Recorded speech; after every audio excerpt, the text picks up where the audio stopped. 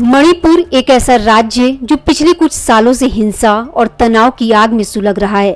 अब यहाँ एक बार फिर सड़कों पर विरोध, बाजारों में सन्नाटा और छात्रों के नारों ने सरकार की टेंशन बढ़ा दी है। लेकिन इस बार मुद्दा है एनआरसी और जनगणना। मांग साफ है, पहले एनआरसी अपडेट करो, उसके बाद जनगणना कराओ। इसी मांग को लेकर जेएफडी ने 48 घंटे के बंद का आह्वान किया। बंद के दूसरे दिन मणिपुर के घाटी वाले जिलों में इसका जबरदस्त असर देखने को मिला। इम्फाल ईस्ट, इम्फाल वेस्ट, थौबल, काकचिंग और बिष्णुपुर में बाजार, स्कूल, कॉलेज और कारोबारी प्रतिष्ठान बंद रहे। सड़कें जो आम दिनों में लोगों से गुलजार रहती थीं, वहां सन्नाटा नजर आया। सार्वजनिक परिवहन भी लगभग गायब रहा। कई जगह प्रदर्शनकारियों ने सड़कों पर बांस के खंभे और पत्थर रखकर रास्ता रोक दिया।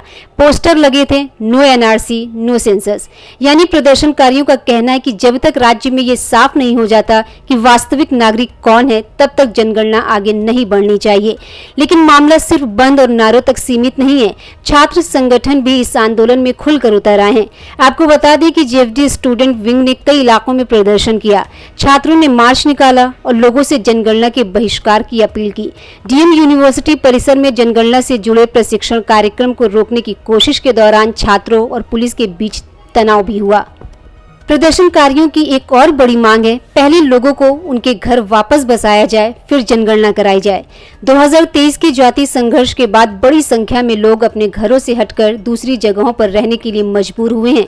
इस दौरान प्रदर्शनकारियों ने कहा, हमने राज्य सरकार से अपील की थी कि मौजूदा हालात को देखते हुए जनगणना न कराई जाए। सरकार ने प्रेस ब्रीफिंग में कहा कि कुछ विधायक केंद्र से मुलाकात करेंगे, लेकिन इस तरह से यह मुद्दा हल नहीं होगा। हमें जनगणना से कोई परेशानी नहीं है, लेकिन पहले एनआरसी की प्रक्रिया होनी चाहिए और बाहरी लोगों को हटाया जाना चाहिए। सब लोग साथ में आ रहा है, क्यों रीरे जा रहा है, इसका हम कब बहुत दिन पहले से सरकार को हम लोग बोल कर आया था, मणिपुर का सिचुएशन ठीक नहीं है, सेंसस मत करो, पर ये सरकार सुनता नहीं था। हर जगह में हम लोग अपने अपने तरीके से वॉइस उठाते रहते हैं, हर ऑर्गेनाइजेशन वॉइस उठाते रहते हैं, सेंसस नहीं करना चाहिए मणिपुर में। अभी मणिपुर का सिचुएशन और भी खराब हो गया है। पहले तो मैते कुकी का था, अभी तो एक और रिलीजन भी हो गया है, नागा का भी। तीनों कम्युनिटी का इस तरह का होने के बाद सेंसस होने से प्रॉब्लम हो जाएगा। सेंसस को डिफर कीजिए, सेंसस को मणिपुर से कोऑपरेट ना करेगा, ऐसा बता दीजिए। सरकार से रोज हम बोलते आ रहा था, पर वो लोग सुनता नहीं है। कल तक भी नहीं सुना, फिर भी वो लोग का एक प्रेस ब्रीफिंग आया था। आज कुछ एमएलए लोग जाकर के सेंटर से बात करेगा, पर ऐसा तो नहीं होगा ना। इस आंदोलन का असर मणिपुर के सबसे बड़े बाजार ख्वाराम बंद की थेल तक नजर आया। यहाँ तीनों महिला बाजारों ने भी बंद का समर्थन किया। कई नागरिक संगठन जेएफडी की मांग के साथ खड़े हैं। उनका कहना है कि 2027 की जनगणना सिर्फ आंकड़े जुटाने की प्रक्रिया नहीं है, बल्कि इसके बाद होने वाला परिसीमन राज्य के राजनीतिक प्रतिनिधित्व पर भी असर डाल सकता है। इसलिए जनगणना से पहले एनआरसी अपडेट करने की मांग को आंदोलनकारी बेहद अहम मान रहे हैं।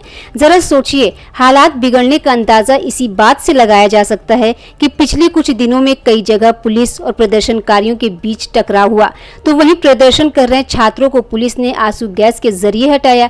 इसी कड़ी में इम्फाल ईस्ट में डिप्टी कमिश्नर कार्यालय के बाहर भी प्रदर्शनकारियों को हटाने के लिए आंसू गैस का इस्तेमाल किया गया।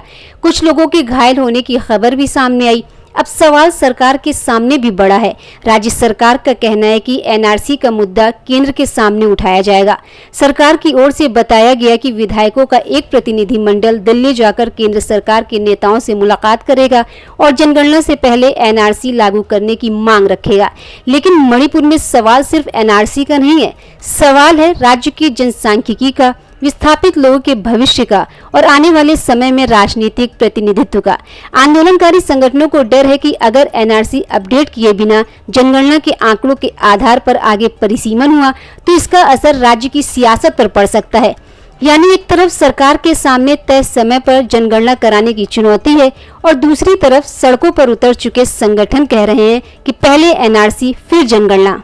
सवाल यही है कि क्या बातचीत से इस गतिरोध का रास्ता निकलेगा या फिर मणिपुर की सड़कें एक बार फिर लंबे आंदोलन का अखाड़ा बनेंगी, क्योंकि इस बार मुद्दा सिर्फ आज का नहीं, मणिपुर के आने वाले कल और देश के राजनीतिक भविष्य से भी जुड़ा हुआ है।